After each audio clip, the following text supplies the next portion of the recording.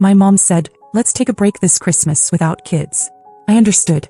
Until I saw photos of their house full of people, including the nephews of my sister's new boyfriend. I just took a photo of the $12,300 gift and sent it to my dad with a note. I don't think you need it anymore. 40 minutes later, my dad knocked on my door with. It was one of those moments where I didn't even know what to say to my kids. I just stood there in the kitchen holding the phone after my mom hung up, trying to come up with something that wouldn't make them feel rejected. How do you explain to a 3-year-old and a 5-year-old that grandma and grandpa don't want them around for Christmas? Mom had said it like it was no big deal, that they were thinking of taking a break this year. No kids this time, just quiet and cozy, she said. I didn't argue. I just nodded even though she couldn't see me, but it felt awful. I was still in the middle of decorating gingerbread cookies with the kids. They were covered in frosting and excitement. I could already hear them talking about seeing Nana's tree. I waited until they were in bed before I cried. I had been saving since August. No vacations, no new clothes, just a second job and endless budgeting. All because my dad had mentioned a few times that he wished he had a slightly newer car. His current one rattled like a shopping cart. So I found a decent 2014 Civic. Clean, reliable, just within reach if I stretched.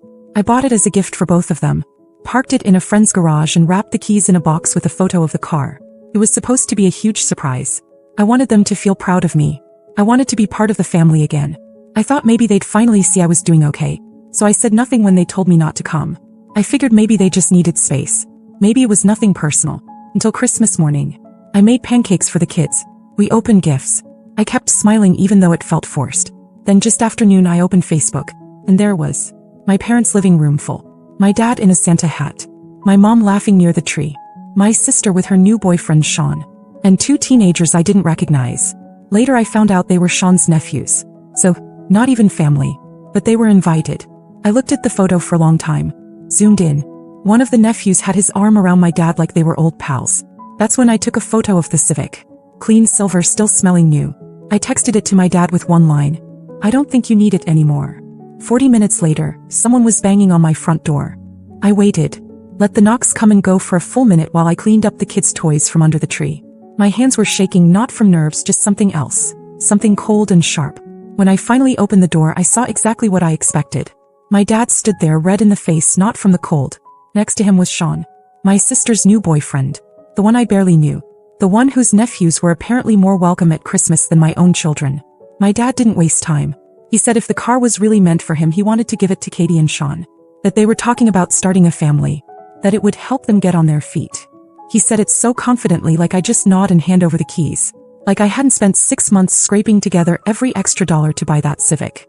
Like I hadn't stood in the dealership parking lot crying after signing the papers. I didn't answer at first. I just stared at both of them. Sean wouldn't even make eye contact. My dad kept talking, saying this was the kind of gift that should bring people together. And that I was being selfish by pulling it back just because of a misunderstanding. A misunderstanding? I asked him if he understood what it felt like to have to lie to my own kids. To tell them grandma and grandpa were too tired for Christmas this year, only to see strangers sitting in our spots in their living room. My 5-year-old made a card for them. My 3-year-old kept asking if Nana would have hot cocoa. I had to fake a smile and tell them we'd make our own holiday. Alone. Then I turned to Sean. Asked him if he thought it was normal to show up with 2 random teenagers to someone else's family Christmas, knowing full well the daughter and grandkids had been uninvited. He opened his mouth like he might say something, then just looked at the ground. My dad snapped that I was being dramatic. That the car wasn't about me, it was about doing something good for the family. That if I wanted to make a difference, this was how I could do it. I asked him what family. The one that forgot we existed? The one that couldn't even fake interest in my kids' birthdays but had room for Sean's nephews? He didn't like that. He said, fine, then let's just see the car. Maybe they could talk me into changing my mind once I'd calmed down. I said maybe. Told them I'd think about it. Let them hang in that hope for half a breath. Then I said no. I told them the gift wasn't theirs anymore. That I didn't owe them anything. That they needed to leave. No. They both stood there like they couldn't believe it. Like I was supposed to be the quiet one. The easy one. Then I closed the door. The knocking came back almost immediately, louder this time. I stood behind the door and told them through the wood that if they didn't leave, I'd call the cops. I didn't raise my voice. I didn't cry. I just said it. I watched them walk off through the peephole. My dad was still talking, arms waving. Sean followed behind him in silence. I really thought that would be the end of it. The next morning, I took the trash out before the kids woke up. Walked around to where the Civic was parked. Both of the rear tires had been slashed. I saw it right away. I was taking out the trash early the next morning, still half asleep in my hoodie and slippers when I spotted it. The Civic was slanting just slightly off balance. I walked closer, still hoping it was nothing. But there was. Both rear tires, clean slashes, almost surgical. Not some slow leak, not a nail from the road. Someone had done this. And it wasn't just the damage. It was the message. I stood there for a long minute, quiet. No one around. The lot was still. It wasn't just about the tires. It was about punishment. For saying no. For keeping something that apparently, in their eyes, never really belonged to me to begin with. I didn't call the police. What would I even say? I didn't have proof. Just an ugly hunch that my own father or Sean or both had something to do with it. Or maybe they just said something loud enough around someone stupid. Either way, it happened because I drew a line. The tow cost $140. The new tires set me back another $420. That was supposed to be January's groceries and gas. I didn't tell anyone. I just took care of it. Always do. That's the thing they never seem to get. I figure it out even when I shouldn't have to. That night, after the kids were asleep, I sat at the kitchen table with an old notebook where I write down every expense. I added the tires under car emergency and didn't bother labeling it as revenge. It didn't matter. I knew what it was. And I knew it wouldn't end there. A few days later, I drove over to my mom's house. I didn't call first. Just showed up. She answered the door like I was a stranger selling windows. Didn't ask about the kids. Didn't even ask how I was. I asked her flat out if she knew what happened to the Civic. She acted confused, then shrugged and said, "Maybe someone in your neighborhood has it out for you." That was it. Not even a pretend concern. Just cold indifference. So I left and drove to my dad's. He opened the door but didn't step aside to let me in. I asked the same question. I mentioned the slashed tires. He gave that tight, smirking shrug he does when he wants to look innocent without saying a word. Then he said, "Maybe this whole car thing wasn't such a good idea after all." And laughed. That laugh went through me like a blade. I didn't say anything else. Just turned and left.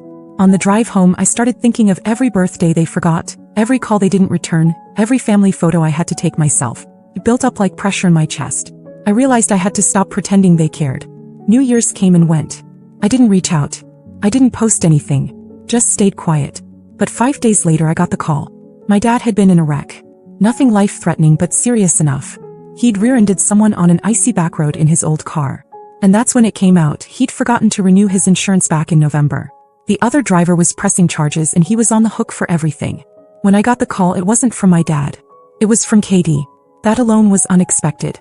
She hadn't spoken to me since the car incident, hadn't so much as liked a photo of my kids in over a year. Her voice was weirdly calm, like she was holding something back. He said Dad had been in an accident. That he was okay, no one was seriously hurt. But then she mentioned something else. He had been on his way to meet a woman. Not my mom. Some woman he'd been talking to online, apparently for months. My mom didn't know yet. I just sat there silent, letting it all sink in. My dad, the man who gave me grief for being a single mom, who said my life was messy, had been sneaking around behind my mother's back. And now, on his way to meet that woman, he'd wrecked his car, and he'd let his insurance lapse. It wasn't just a mess. It was poetic. I didn't ask Katie why she was telling me all this. Maybe she thought it would make me feel something. Maybe she expected me to offer help. But I didn't. Later that afternoon, he showed up at my door again. This time without Sean, without attitude. He looked tired. His jacket was soaked from the slush outside, and he didn't say anything for a full 10 seconds. Then he asked me for help. Said the other driver was already asking for compensation. Said his savings wouldn't cover it. He needed help covering part of it, and if I still had the Civic, maybe I could loan it to him, at least temporarily. He tried to phrase it like it was practical. Like I was just being stubborn before and now it was time to move forward. I asked him if my mom knew about the woman. His face changed instantly. He didn't answer, so I kept going. I reminded him how he mocked me for being alone. How he said I was too sensitive for feeling left out. How he said my kids were too loud, too slow, too much. I asked him if he wanted me to teach him how to come up with lies for his own wife, the way I had to make excuses for mine to cover up his actions. He stood there silent. Then I smiled and told him I'd think about it, that I might be able to help him. I watched him start to hope. Then I told him to leave. His mouth dropped open. He asked if I was serious. I didn't repeat myself. He stood there like he expected the keys to just appear in his hand. And when I closed the door, he didn't knock this time. He just stood there for a minute, then walked off into the snow. Felt like breathing for the first time.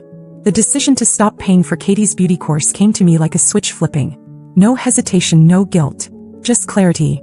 I opened our last transaction thread and sent her one short message. "You'll need to handle next month's payment yourself." She saw it immediately. Red receipt popped up within seconds. No reply. For about 2 hours. Then the call came in. I ignored it. She called again. Then came the text. I thought you supported me. I thought you wanted us to succeed. Not me. Meeting her and Sean. Maybe his nephews too, for all I knew. That one word made it clear. She wasn't just taking from me anymore. She felt entitled to it. Like I owed her the same way I apparently owed my dad that car. I didn't answer. I just left her on read. The next day my mom called.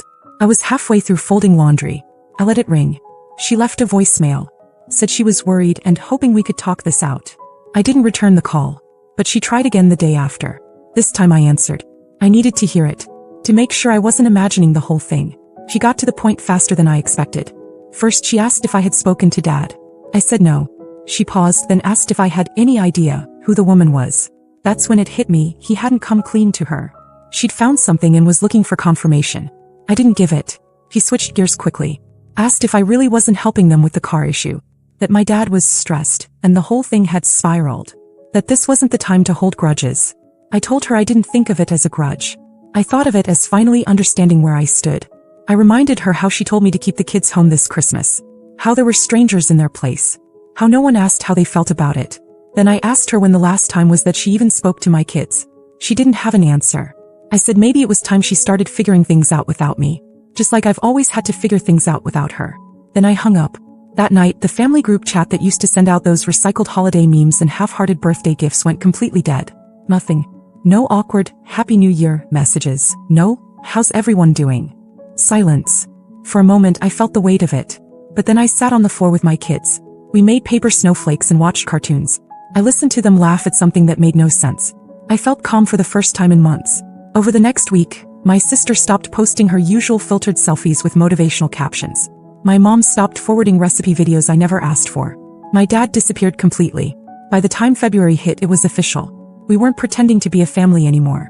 By mid-February, the quiet had turned into something solid. It wasn't awkward anymore. It wasn't tension waiting to explode. It was just absence.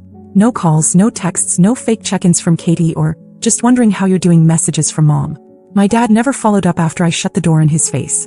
And yet, for once, it didn't feel like I'd lost anything.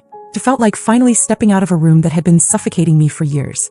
One night, after the kids went to sleep, I opened the photos on my phone. I went through the Christmas pictures. My kids smiling on the carpet holding toys I wrapped in newspaper. The little car keys I never gave away. Then the slashed tires. The tow receipt. The photo of the Civic after I got it repaired, polished, and sitting like a victory I never intended to celebrate. I swiped through all of it. Then I opened a flight app and typed in, anywhere warm. I wasn't even planning to buy anything. But when I saw a deal to Clearwater Beach, cheap round trip for nights in a modest family motel, I clicked without thinking too hard. I didn't want to plan it to death. I just wanted to go. I paid for the whole thing with the extra money I hadn't used on gifts. Some of it had been meant for groceries in January, but I'd stretched what I had. Like always, I told the kids we were going on an adventure. I didn't say anything about who wasn't invited. We flew out the last week of February. The kids had never been on a plane. My 3-year-old cried during takeoff. My 5-year-old fell asleep as soon as we were in the air. We landed to 72-degree weather and palm trees and the sound of gulls that didn't care who I had or hadn't spoken to. The motel was cheap but clean. It had chipped paint, noisy air conditioning, and a view of the parking lot, but the beach was 2 blocks away. The kids ran straight to the sand like they knew they were allowed to be happy here. Every day we collected shells. Every night we watched something funny on TV while sharing microwave popcorn. On the second night I finally posted a photo. Not for them, for me. The kids' faces lit by sun and sea air, holding up a lopsided sandcastle. No hashtags, no explanation. I knew they saw it. They just didn't say anything. On the third night I got a message. From my dad. Did you really sell the car? That was it. No greeting. No apology. No mention of the accident, the woman, the slashed tires, the months of silence. I didn't answer. I already had. When we got back, I sold the Civic within a week. Took the cash, paid off the last of a credit card that had been dragging me down for years and stuck the rest in savings. Katie texted me a week later. Guess you're done pretending to care. I didn't respond. The truth is, I'm not pretending anymore. I care about what matters. My kids. Our life. The warmth in their faces when they feel safe. The space I've built for them without asking anyone for permission. I used to wonder what it would take for them to see me differently. To finally take me seriously. Now I don't care if they ever do. They had their chance to be part of our story. They chose not to be. The update. It's been a few months since everything with my family came to a head. Winter turned to spring, spring turned to heat waves, and somewhere in between I stopped waking up with that tight knot in my chest. The kind that made me feel like I was missing something, or that I was about to be blamed for something again. The kids are doing better than ever. My 5-year-old started asking big questions. Space, bugs, why people lie. My 3-year-old finally figured out the difference between a whisper and a scream, which is a huge win in our house. Our mornings are chaotic and messy and completely ours. I hadn't planned on posting anything else. I thought the story was finished. But something happened last weekend that caught me off guard. I was walking through the produce section at the grocery store, pushing the cart with one hand and trying to keep my toddler from hurling bananas out with the other. And then I saw her. My mom. She looked smaller somehow. Less composed. She had a basket with just 3 things in it. 2 apples and a frozen dinner. She noticed me before I could turn away. Our eyes locked. And then she walked toward me slow, like she wasn't sure I'd let her get close. She didn't ask how I was. She didn't talk about what happened. Instead, she reached into her coat and pulled out a folded piece of paper.